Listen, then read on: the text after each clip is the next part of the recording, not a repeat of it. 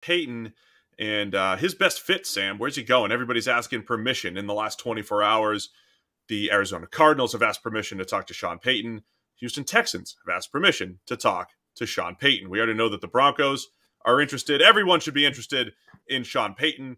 Of course, the little catch here is the New Orleans Saints own his rights, and they would have to actually trade him to a team that wants to sign him as their head coach. So Sean Payton, he's a year into his little free agency here, working for Fox, and now the most coveted coach around the NFL. So what's the best fit here for Sean Payton? Yeah, and remember, the trade is, I would imagine, likely to contain a first-round draft pick. So that's going to be relevant when you're talking about where he's going to end up, because I think the one thing that we assume with Sean Payton is he's only interested in a place that has a quarterback attached to it, right? So either you need one already there. Denver, like, you have to convince him, or he needs to be convinced of the fact that Russell Wilson is the guy and can be the guy again for him to want to jump into that. Arizona, same deal, I think, in a slightly different way. Like, does Sean Payton buy in to Kyler Murray?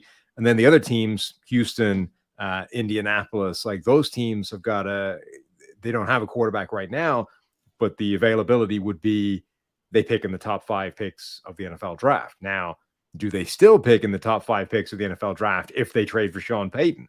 That would be, I think, a relevant question. The Cardinals are at 4. The Texans are at 2, but also 12. And so that 12th pick could be something that they could send to New Orleans. It's not a great situation in Houston. Why did Sean Payton, did he want out in New Orleans? Did he just want the year off? I don't know exactly what it was, but presumably he didn't want to be a part of the rebuild, right? The cap situation, not necessarily having the quarterback. So now you're deciding between Russ, Kyler Murray, but maybe not for next year, but for the future, and then maybe selecting a Bryce Young or whatever it is. So yeah, I think it definitely starts with quarterback as far as from a Sean Payton perspective where he might want to go. And I don't think he's going back to New Orleans. Remember those rumors a few weeks ago that he wants to go back to the Saints and bring Tom Brady in as a free agent. We haven't heard any of that recently, so I'm assuming that part might be off the table here.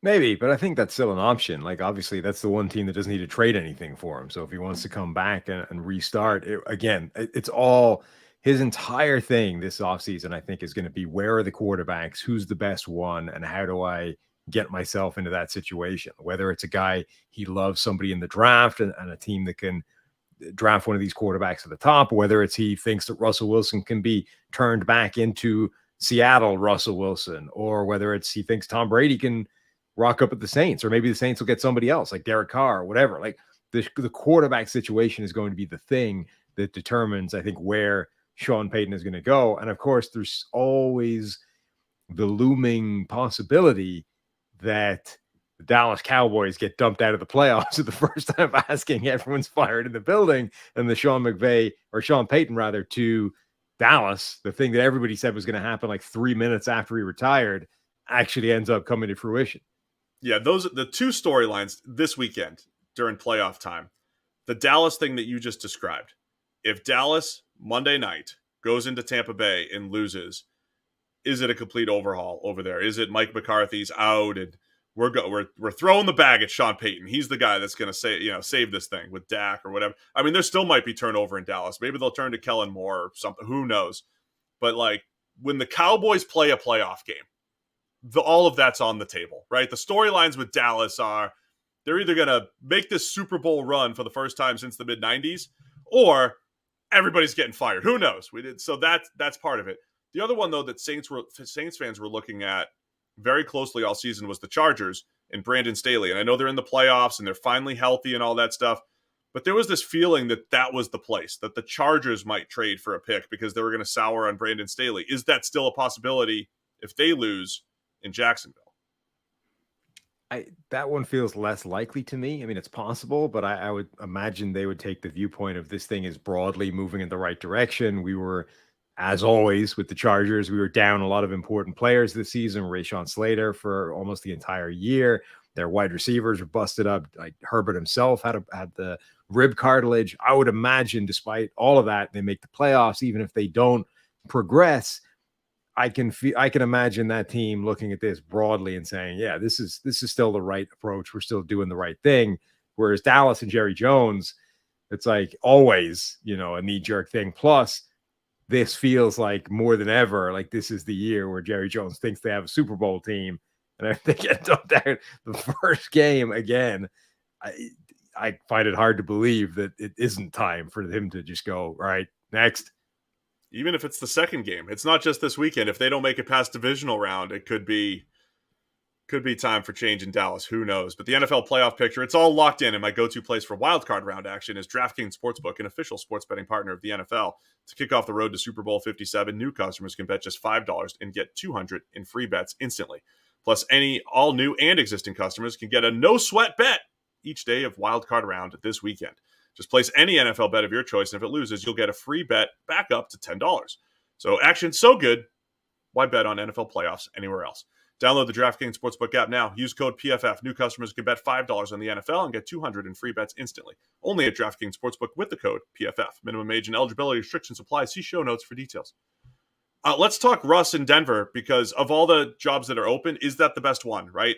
Theoretically, Russell Wilson, this former elite or borderline elite quarterback, you need to salvage him. But Sean Payton and Russell Wilson, is that actually a good match based off Sean Payton's offense that worked so well with Drew Brees?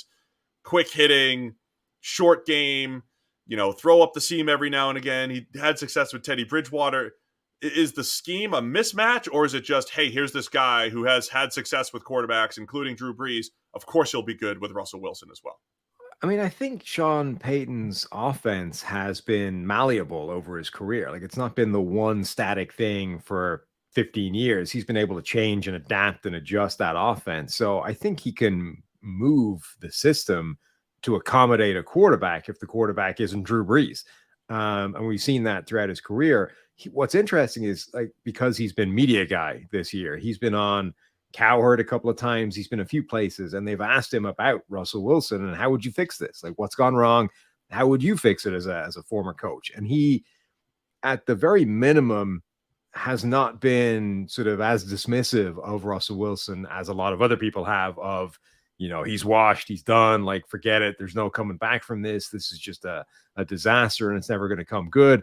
The Seahawks got out at the right time. Like, he has actually talked about how he would go about trying to fix this. Now, he's done it in pretty general terms, right? It's like I'd come up with I'd draw up some tape reels, right? I'd get his red zone reel, and then I'd get his big play reel, and I'd try and find the good things from it, and we'd build off that and blah, So it's a little bit vague, but he's at least been open and happy to talk about that kind of process if it was put on his plate.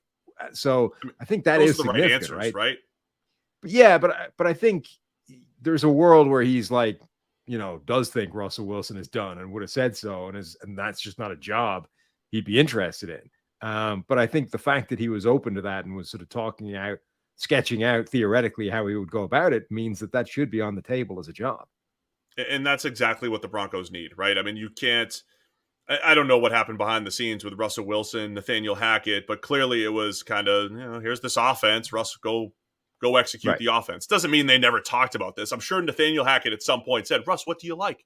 Let me look at your good plays. Let me look at your bad plays. Let me call more of the good plays. Of course that was a thing, but it obviously just didn't work. And that's why I do think people have talked about other coaches who have had success with Russell Wilson going back there. Those are the right answers, right? If you're Denver and you're interviewing, you want to hear that. All right, we're going to maximize Russell Wilson and what he does. I think Sean Payton could adjust to him there. How relevant do you think it is that the Denver ownership group now is now an order of magnitude richer than any other owner in the NFL? Like, David Tepper was supposed to be like the richest owner before the Waltons rocked up, and he's worth like $9 billion or something. I think they're worth 90 something billion. So, like, if they want to, they can pay the kind of money that nobody else can even think about from a financial point of view. I think it's huge. That's why Sean Payton's on Cowherd saying, oh, yeah, he's fixable. Broncos got that money.